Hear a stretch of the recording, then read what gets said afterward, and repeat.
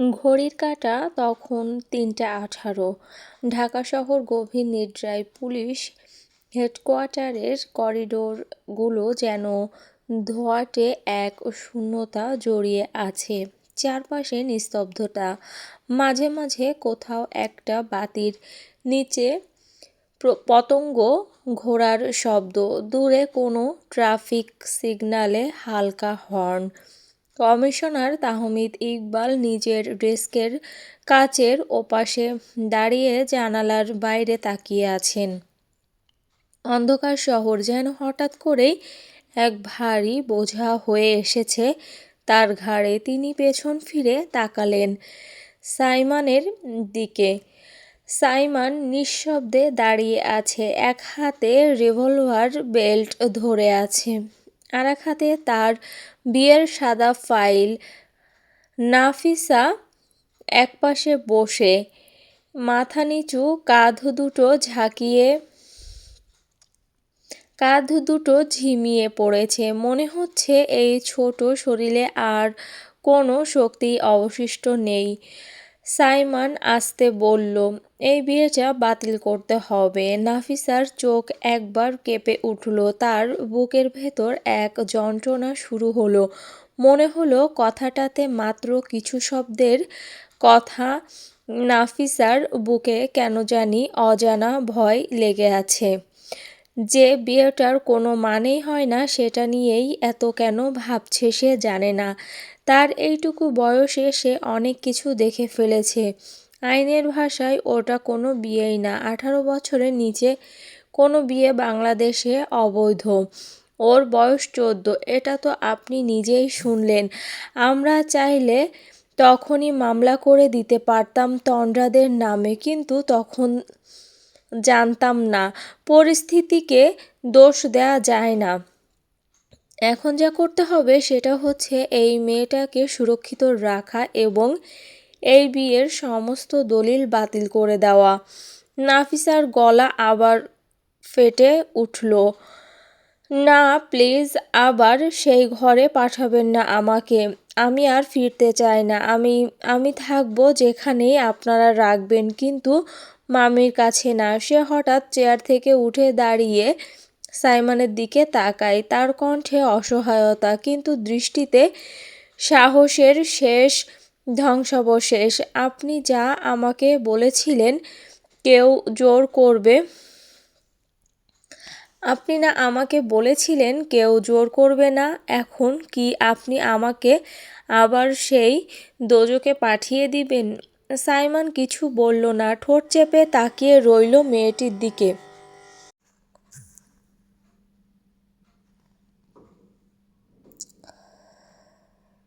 আপনি না আমাকে বলেছিলেন কেউ জোর করবে না। এখন কি আপনি আমাকে আবার সেই দোজখে পাঠিয়ে দেবেন?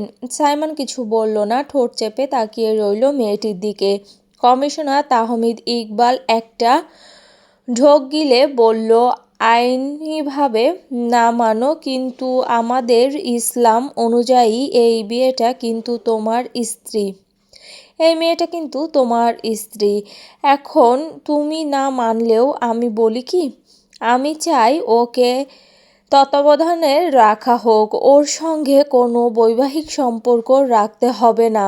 ওর পড়াশোনা, নিরাপত্তা, মানসিক বিকাশ সব কিছু দেখভাল করো, যতদিন না ও নিজে বড় হয়ে নিজের সিদ্ধান্ত নিতে পারে।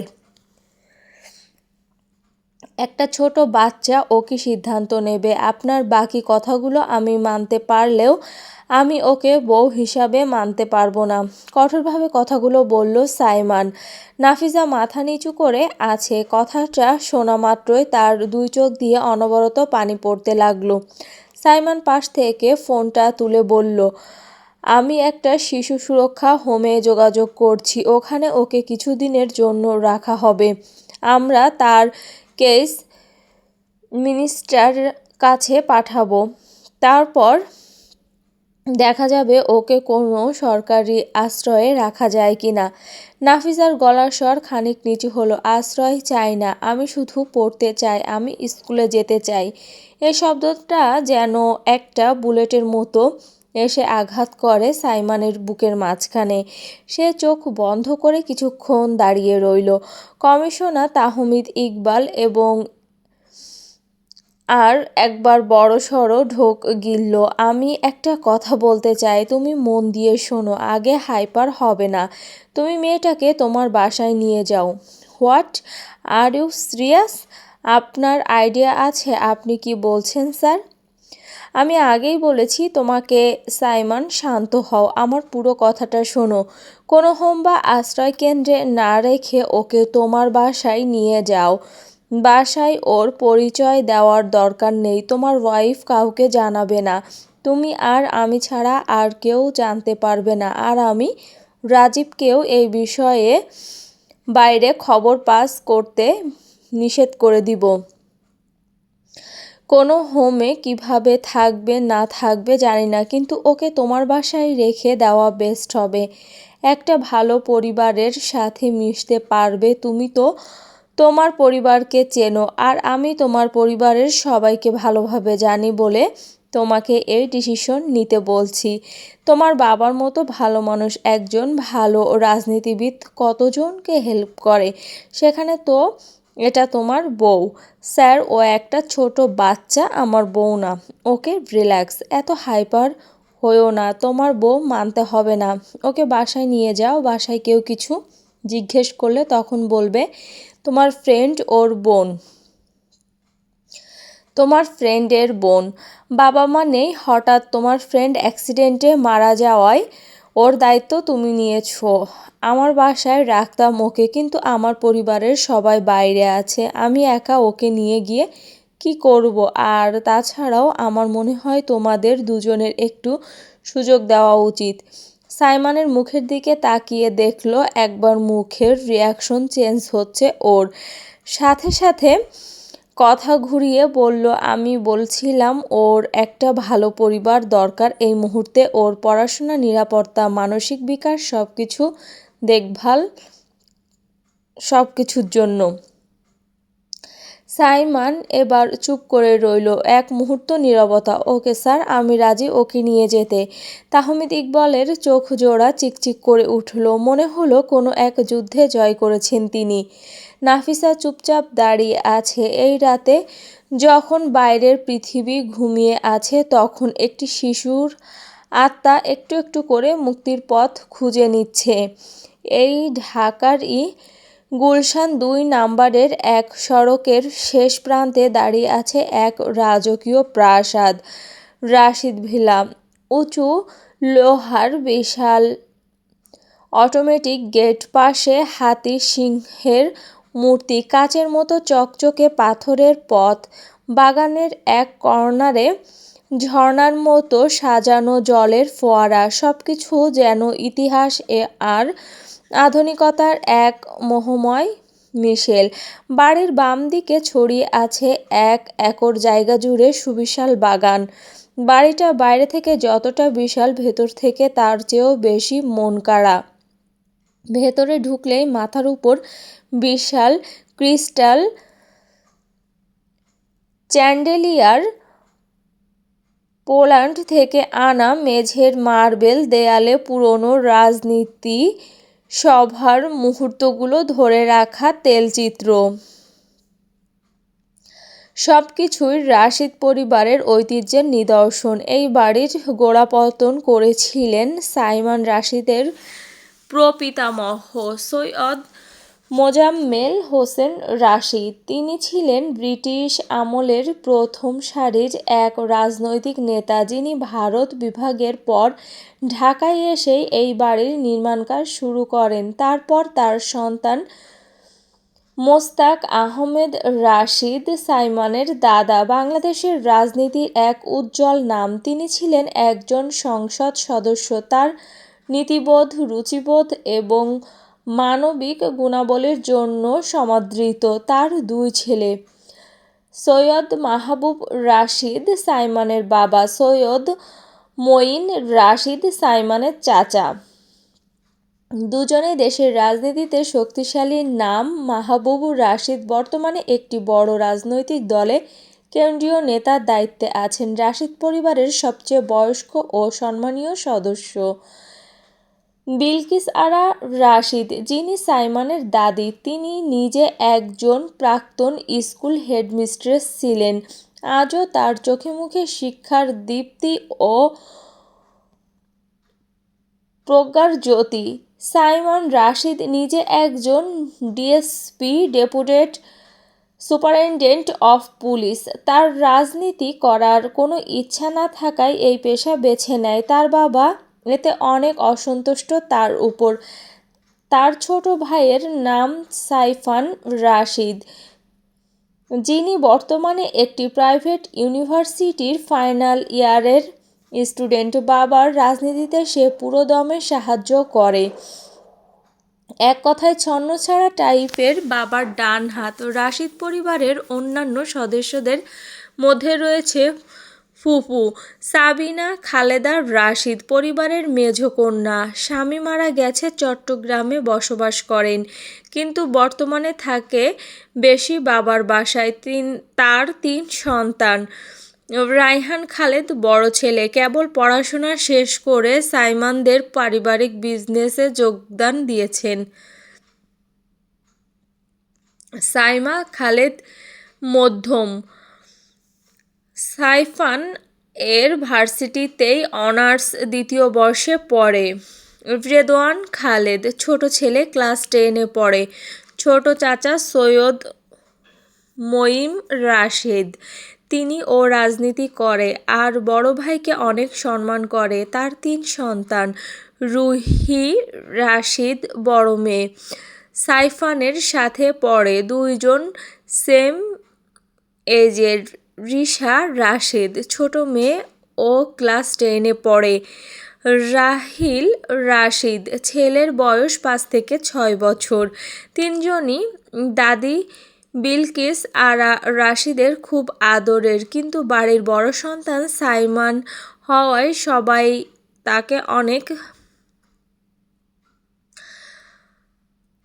সবাই তাকে সব থেকে বেশি ভালোবাসে। সাইমন বাড়িতে খুব কম আসে। তার মা আফিয়া বেগমের ছেলের জন্য সব সময় অস্থির হয়ে থাকে। ভদ্র মহিলা, প্রচণ্ড লেভেলের নরম মনের মানুষ।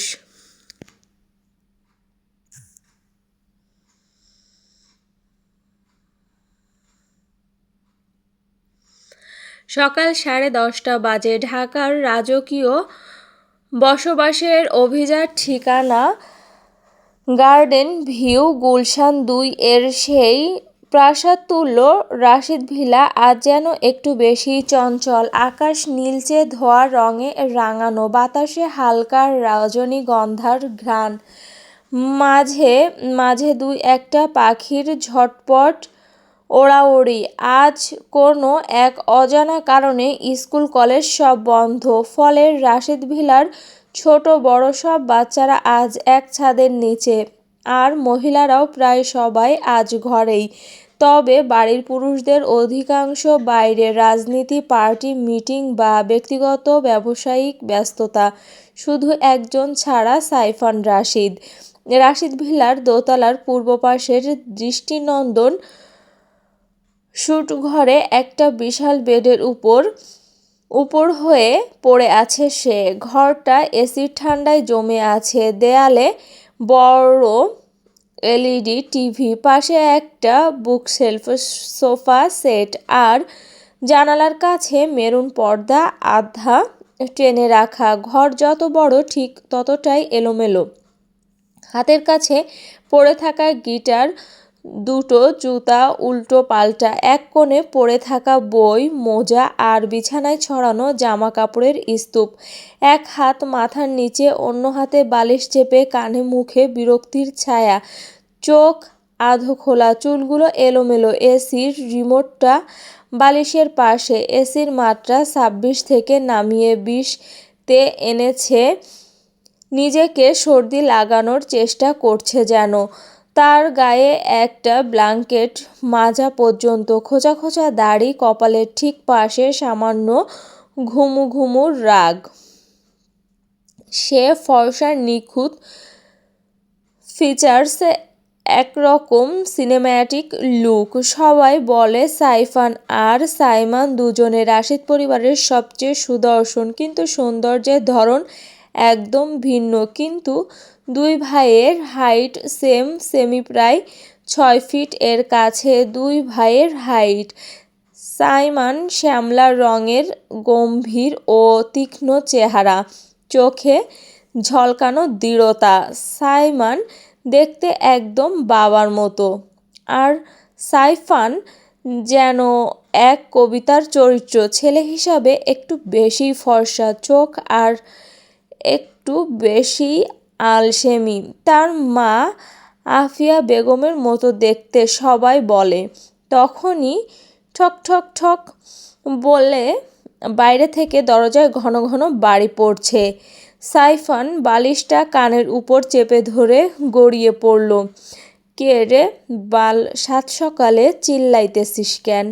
দরজা খুললে পশ্চাৎদেশে লাথি দিব।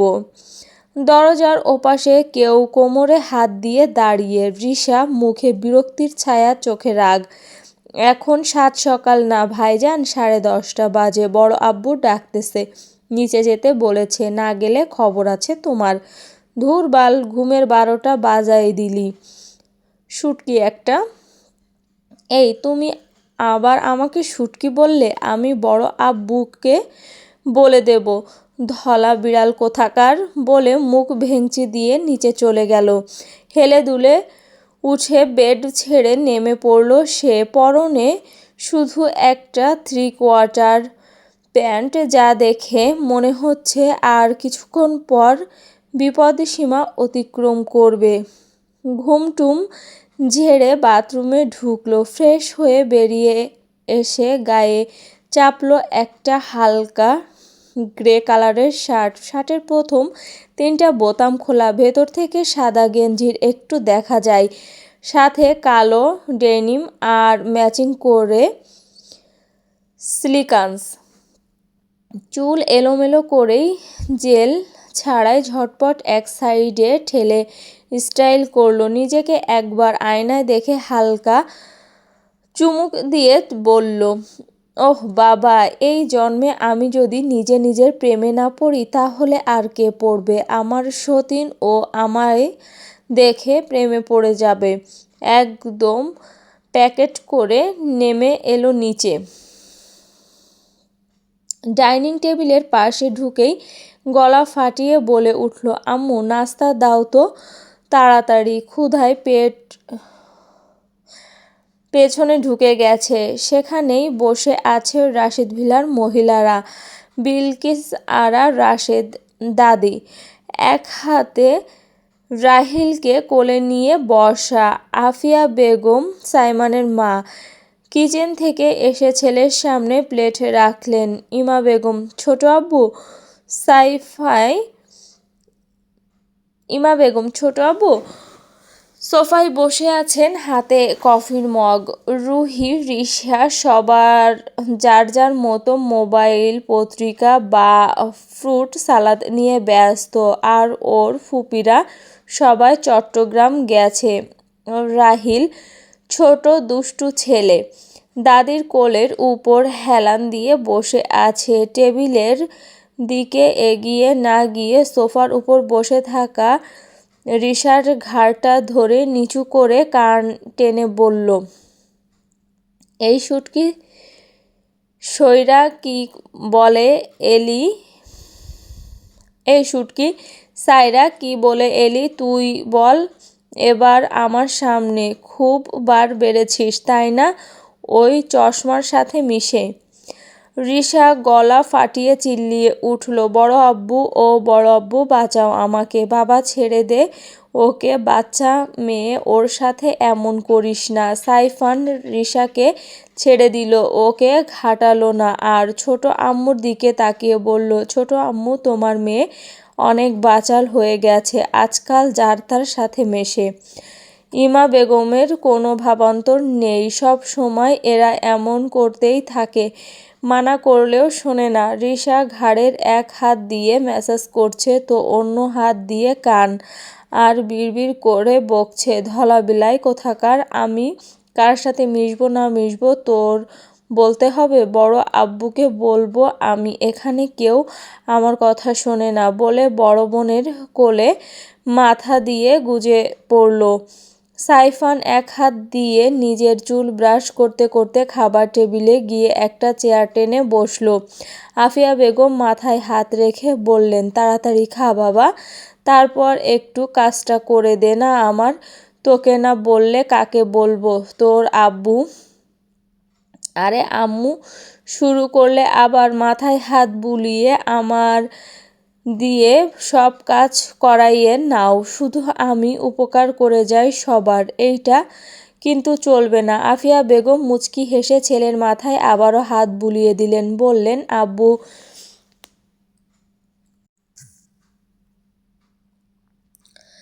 রাহিলকে এখনো খাতনা করানো হয়নি, তুই একটু নিয়ে যা না হসপিটালে, তোর আব্বুর তো কেউই সময় পায় না, তোর ছোট চাচাও না, আর ও বাড়ির কারো ছাড়া একা যাবে না, বাড়ির একটা ছেলে না হলে হয়? সাইফান মুখে হাত দিয়ে বলল, আর কোনো কাজ পাইলা না আম্মু, এখন এসবেও আমি যাব? পাশ থেকে ইমা বেগম পিঠে হাত বুলিয়ে বললেন, বাবা যা না, একটু দোয়া লাগবে।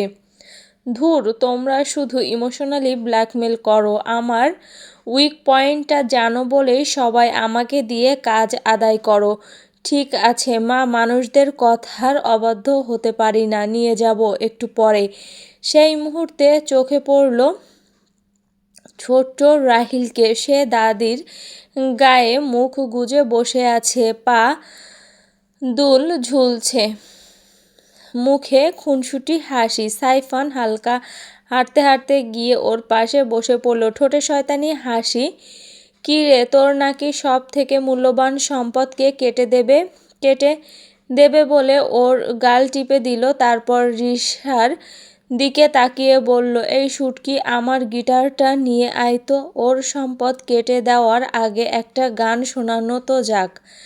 রিশা ভেংচি কেটে গিটার নিয়ে আসতে গেল। ইমা বেগমের কোলে মাথা রেখে সোফায় শুয়ে পড়ল। সাইফান পা দুটো তুলে রুহির কোলের উপর দিল আর আদেশ করলো, পা দুটো টিপে দে তো। ইমা বেগম ওর মাথায় হাত বুলিয়ে দিতে লাগলো আর রুহি ওর পা টিপে দিতে লাগলো। দুই বোনের সাথে ঝগড়া হয়, কিন্তু রিশার সাথে ঝগড়া বেশি হয়, কিন্তু দুই বোন ভালোবাসে ভাইদের অনেক, ওদের ভাই বোনের মধ্যে অনেক মিল। রিশা ইতিমধ্যে চলে এসেছে গিটার নিয়ে। আমার পা দুটো আস্তে করে নিচে নামিয়ে দে তো, রুহিকে আদেশ করলো সাইফান। রুহি মুচকি হেসে ওর পায়ে চিমটি কেটে দিল। ওই মা বেয়াদব বেটি, দুই বোন মিলে খালি ষড়যন্ত্র করিস আমারে নিয়ে। রিশা আর রুহি দুইজন হাইফাই দিল, ওদের দিকে তাকিয়ে মুখ ভেঙিয়ে বলল, আমার গিটারটা দে তো। রাহিলের সম্পদ কাটা হচ্ছে এ জীবনের মতো, তবু অন্যের জন্য, এখন একটু গান তো শোনাই। বলে গিটারটা কাঁধে ঝুলিয়ে নিল সাইফান, তার চোখে সেই পুরনো দুষ্টু ঝিলিক, ঠোঁটের কোণে এক টুকরো বাঁকা হাসি, হালকা ঝাঁকি দিয়ে সুরে ভরালো প্রথম কর্ডটা। চোখ বন্ধ করে একটু ঝুঁকে গেয়ে উঠল, সময় কাটে, কথা কাটে, আকাশে থাকা ঘুড়ির সুতো কাটে, অপেক্ষা করে মানুষের জীবন কাটে, আর কষাই কাটে মাংস। রাস্তায় আমি হাঁটতেছিলাম, দেখলাম ওই সুন্দরী রে, সঙ্গে আমার পোলা দেখা। সুন্দরী কয় আমি কে? প্রেমিকা মন কান্দে রে, রিকশায় তার ওড়না পেঁচাই, স্টিমারে চংশি আমি, ঈদ কর্মু পাখির খাঁচায়, খাঁচায় খাঁচায় খাঁচায় চিল্লায়ে, কেটে দিয়েছে তোর সম্পদ, এবার খালি দেখবি বিপদ, কেটে দিয়েছে তোর সম্পদ, ব্যথা ব্যথা ব্যথা চিল্লায়ে। পিচ্চি তোমায় কেটে দিছে ওই কেটে দিছে, কেটে গেছে বলে চিল্লা এলো। একটু বাউন্স করে রাহিলের গালে টান দিল। রাহিল হাত তুলতে তুলতে হেসে উঠল। সাইফান ভাইয়া গান গাইছে হুররে, একটু পর তোর হুররে বের হবে, জায়গায় নিয়ে গেলে বুঝতে পারবি। রিশা রুহি দুই বোনও মিলে টুকটুক করে গানের তালে হাত নাড়তে লাগলো আর ক্রমাগত হাসছে। ইমা বেগম আর আফিয়া বেগম নিজেদের দিকে তাকিয়ে পেটে হাত দিয়ে হাসতে লাগলেন। বিলকিস আরা হা করে চেয়ে আছেন। নাচতে থাকা নাতিদের দিকে তাকিয়েও শব্দ করে হেসে ফেলল। রাহিল হঠাৎ হোঁচট খেয়ে দাদির কোলে গিয়ে মুখ গুজে বলল, দাদু, সাইফান ভাইয়ার গান শুনে ভয় লাগছে। বড়রা হেসে গড়িয়ে পড়ছে। ঠিক সেই মুহূর্তে বাড়ির প্রধান দরজাটা খুলল। ভেতরে ঢুকলো সাইমন রাশিদ আর তার পাশে দাঁড়িয়ে এক শান্ত লজ্জা লুকানো মুখ নাফিজা। চলবে। হ্যালো বন্ধুরা, এই গল্পের পরবর্তী পার্ট খুব শীঘ্রই আপলোড দেওয়া হবে। তো যারা যারা এখনও চ্যানেলটি সাবস্ক্রাইব করেনি তারা অবশ্যই চ্যানেলটি সাবস্ক্রাইব করে যাবে এবং যাদের যাদের গল্পটি ভালো লেগেছে তারা গল্পের শেষে অবশ্যই একটি লাইক এবং গঠনমূলক কমেন্ট করে যাবে। ধন্যবাদ সবাইকে।